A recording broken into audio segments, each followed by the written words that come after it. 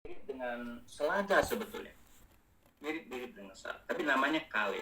Itu suatu sudah dianggap superfood yang memang makanan yang sangat menyehatkan, dan ternyata dia mengandung lutein dan zeaxanthin yang tinggi, yang diteliti ternyata bisa memperlambat ya, pemendekan daripada telomer tadi, sehingga usia biologis dari organ-organ jadi panjang, dan diharapkan resultantenya adalah orangnya berumur panjang. Itu barangkali yang dimakan oleh biksu-biksu atau pendeta-pendeta atau jago-jago silat yang ada di puncak Gunung Gobisan atau apa di Tiongkok itu. Kemudian ternyata kacang hijau itu juga mengandung lutein dan zeaxanthin yang bagus. Dan itu kita sudah tahu semua. Ibu hamil, ibu sudah melahirkan, anak-anak baru mau tumbuh rambut, dikasih kacang hijau. Ternyata memang kacang hijau itu adalah termasuk makanan dewa, gitu ya. Ya, memang diharapkan bisa memperpanjang atau memperlambat pemendekan daripada telomer. Ya. Kemudian labu. Saya kurang tahu labu yang mana ya. Labu ini banyak ya. Tapi barangkali labu yang sering kita bikin sayur itulah ya, yang warnanya agak oranye apa itu ya. Di situ ada lutein dan zeaxanthin yang tinggi. Ternyata labu itu juga bisa memelihara enzim telomerase tadi. Kemudian ada namanya kubis Brussels. Saya nggak tahu itu yang bagaimana. Kubis Brussels. Brokoli. Ternyata brokoli itu juga makanan dewa yang bisa memperlambat pendeknya telomer, sehingga bisa menjadi usia biologis daripada sel-sel di armoda tubuh kita menjadi lebih panjang, lebih lama. Kemudian asparagus, semuanya makanan yang sering kita makan. Orang penggemar sayur-sayuran itu dia. Dan selada sendiri juga.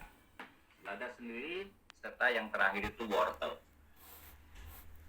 Ya, jadi sayur kale, kacang hijau, labu, kubis Brussels, brokoli, asparagus, selada, wortel, itu sudah banyak diteliti, ternyata memang makanan yang bagus, yang kandungan lutein dan zeaxanthinnya tinggi, yang bisa itu tadi untuk memelihara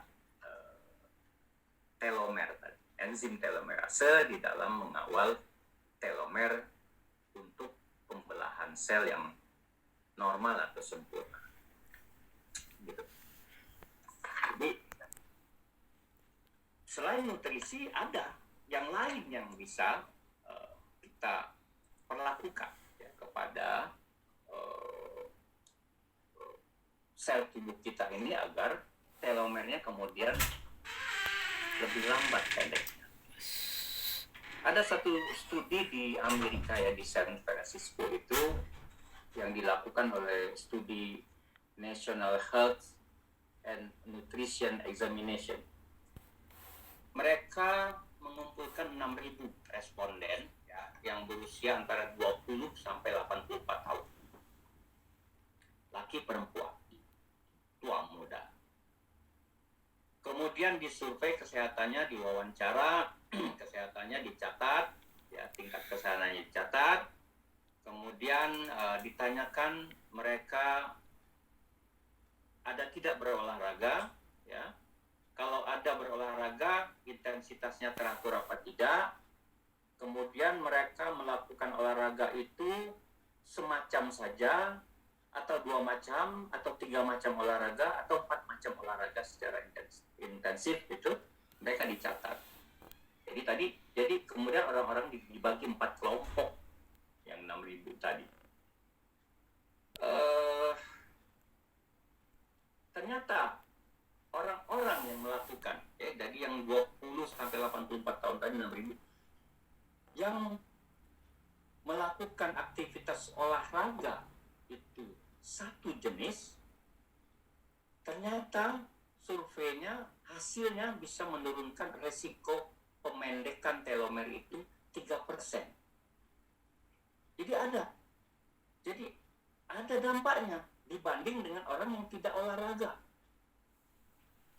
dibandingkan itu, ya, dengan jumlah yang banyak, di matching dia, kemudian yang berolahraga satu macam, misalnya dia olahraga jogging saja, kemudian dibandingkan dengan yang tidak olahraga, ternyata telomer mereka itu lebih panjang atau lebih pendek, boleh disebutkan, pada kelompok yang tidak olahraga.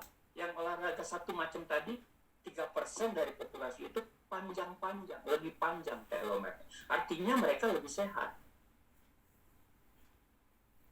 Bagaimana yang melakukan kegiatan aktivitas dua macam olahraga? Misalnya dia jogging, kemudian dia main tenis. Ternyata lebih tinggi lagi kemungkinan daripada perlambatan pemendekan telomer ini. Berapa? 24% langsung. Itu yang dua macam. Yang tiga macam bagaimana? Lebih tinggi lagi. Ya, dia jogging misalnya. Kemudian dia main sepeda. Kemudian dia main pingpong. Dilakukan dengan rutin. Maka ternyata kelompok ini yang mempunyai 3 aktivitas olahraga itu yang panjang telomer 29%, lebih tinggi lagi. Nah, yang melakukan 4 aktivitas itu 52%. Nah, tapi ada hasil lain dari penelitian ini. Ternyata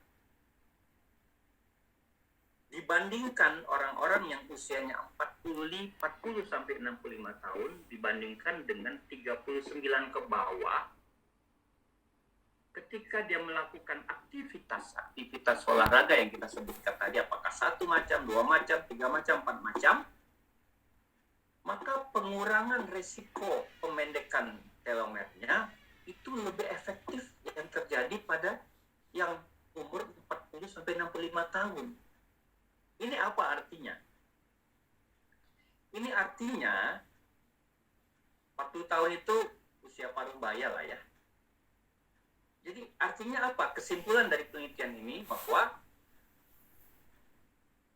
usia paruh baya merupakan waktu kunci untuk mulai berolahraga agar telomer berhenti memendek atau memperlambat pemendekan telomer. Bukan berarti usia 30 ke bawah tidak berolahraga. Artinya begini, orang-orang yang kasep berolahraga umur 39 belum juga berolahraga, jangan takut. 40 olahraga. 1 dulu. Sudah 1, it's okay, tidak terengah-engah. 2 olahraga. Kalau bisa 4 macam olahraga, karena 52% nanti kemungkinan perlambatan daripada pemendekan telomernya ini tadi. Memang sayangnya studi ini tidak bisa menyimpulkan porsi olahraganya. Jadi dia tidak bisa menghitung karena mungkin banyak responden, dia tidak bisa menghitung olahraga yang 1, 2 macam, 3 macam ini berapa kali seminggu, berapa jam, berapa, ini tidak dikeluarkan hasil tersebut.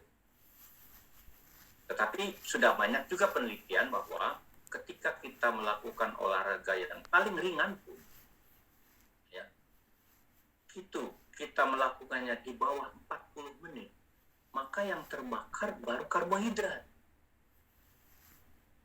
Lah, si lemak sebetulnya menunggu untuk dibakar lemaknya, tetapi dia menunggu-nunggu, ternyata kita berhenti di 39 menit. Sudah cuma gula yang terbakar, tetapi lemak tidak terbakar. Ketika kita melakukan olahraga itu 40 menit, 41, baru lemaknya terbakar. Yang ideal adalah olahraga itu 40, 50 sampai 60 menit. Intensitasnya tidak bisa ditentukan, tergantung umur dan tergantung bagaimana treadmill seseorang. Seorang pelari sprinter 100 meter yang lari dalam waktu 9 detik itu tidak lebih baik pembinaan telomernya dibanding dengan seorang tua jompo umur 80 tahun yang dia berjalan perlahan-lahan 2,5 km per jam tapi dia lakukan 40 menit. Maka telomernya akan lebih lambat memendek.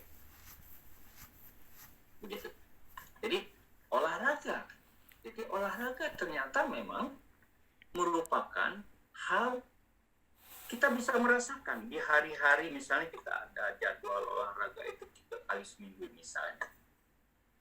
Taruhlah Selasa, Rabu tidak, Kamis, Jumat tidak, Sabtu, Minggu family timing ya untuk berkeluarga. Jadi 3 kali seminggu. Ya, kita itu kalau biasa melakukan itu rutin, kalau kita masih bekerja di kantor, di hari olahraga itu kita seger.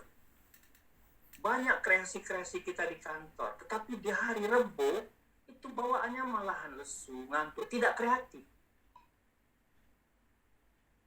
Pembahasan gampangnya apa? Ketika seseorang berolahraga pada waktu tertentu, maka sirkulasi darahnya yang dikirimkan dari jantung ke seluruh organ, terutama otak, itu menjadi lebih baik dan lebih lancar. Sehingga otaknya cemerlang. Sehingga dia berpikirnya cerah.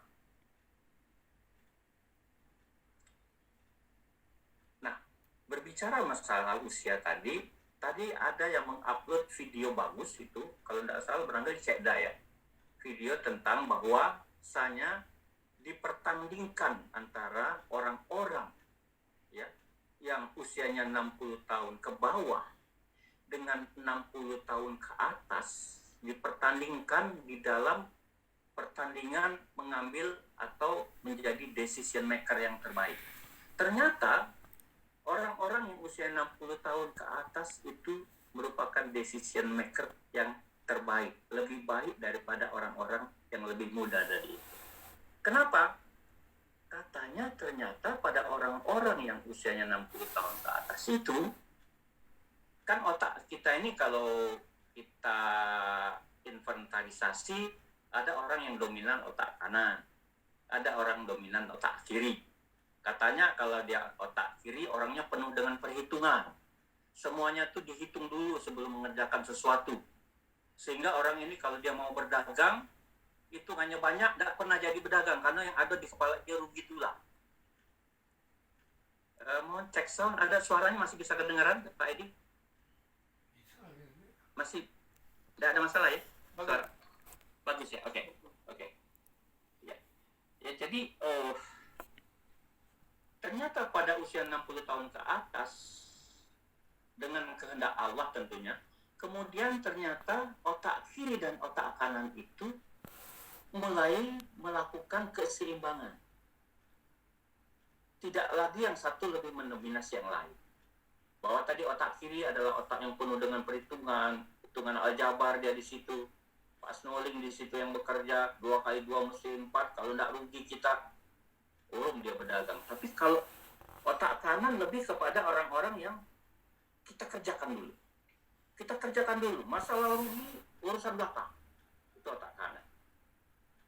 Ternyata pada usia 60 tahun ke atas, dari video yang ditayangkan tadi, itu kita lebih matang di dalam mengambil keputusan. Lebih mantap dan lebih tidak spekulatif. Atau barangkali ini juga penelitian bias dengan telomer, kita nggak tahu. Mungkin orang-orang yang diteliti itu memang orang-orang yang tidak disingkirkan, barangkali mereka olahragawan yang intensitasnya bagus, mereka orang yang memakan labu teratur, makan selada teratur, ya kita nggak tahu juga. Karena penelitian-penelitian seperti itu memang kemudian biasanya dilakukan parsial. Nah, ada atlet-atlet itu juga diteliti, ternyata mereka ya, dibandingkan dengan yang bukan atlet di umur yang sama, ya, atlet-atlet ya, dibandingkan telomernya dengan orang-orang di umur yang sama yang tidak atlet, itu ternyata telomer daripada atlet-atlet itu lebih panjang.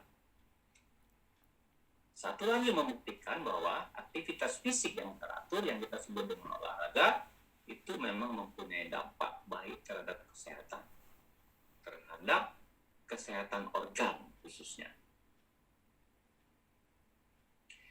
Juga diteliti banyak orang-orang wanita tua yang terus berolahraga dengan teratur dan baik, ternyata kemudian mereka telomer tulangnya bagus, telomer sel tulangnya bagus, ya, mereka menopause, mereka tidak mengalami keropos tulang. Yang ditakuti sekali oleh ibu-ibu juga di komunitas kita pasti ditakuti. Menopause kemudian akan dihantui oleh osteoporosis, osteoartritis, rapuh tulang itu tadi. Itu memang ada hubungan dengan telomer itu. Artinya seharusnya kemudian dari ngobrol-ngobrol kita malam ini kemudian kita mungkin sudah bolehlah untuk memulai